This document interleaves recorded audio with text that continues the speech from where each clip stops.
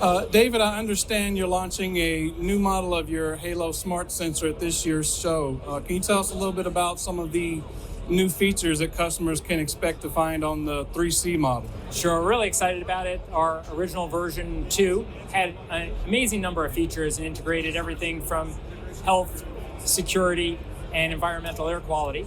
Halo 3C now has incorporated a lot of new features. One of them includes a panic button, where you can trigger an emergency from a Bluetooth panic button and trigger an event either to one or multiple devices.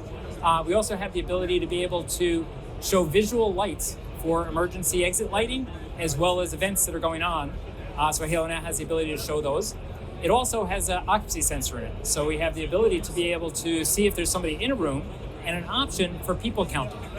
So during an emergency event, we have the ability to be able to tell you where people are located in a room and do a mustering report on an emergency event in a building.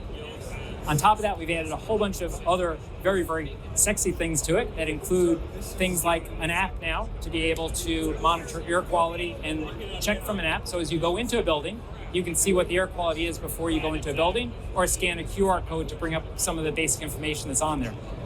David, what kind of impact has the pandemic had on your product roadmap and on the smart sensor in general? So that's changed things dramatically from environmental air quality. And although we always did that, we took a stronger focus and created something we call Health Index, which is based on a national standard of Air Quality Index, which is an outdoor standard.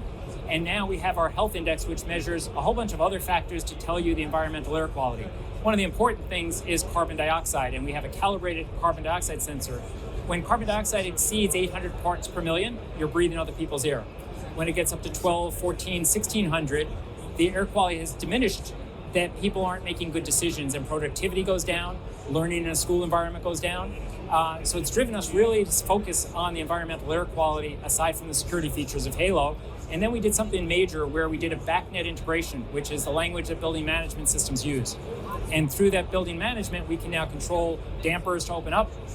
We can control HVAC systems to be able to increase the flow of air and manage the air pressure, because higher air pressure will cause the flow of germs to go away from you versus negative air pressure causing germs to come towards you if they're airborne.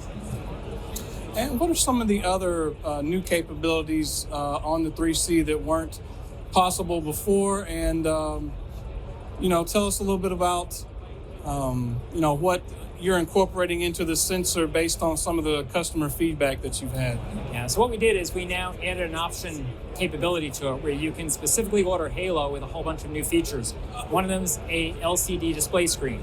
In California, as an example, there's a requirement that every classroom in the state of California has a carbon dioxide sensor with a visual display. So we had an option for an LCD display.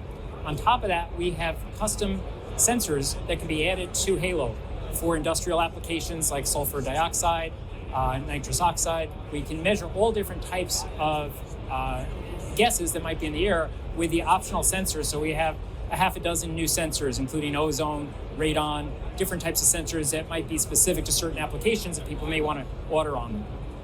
All right. Thank you, David.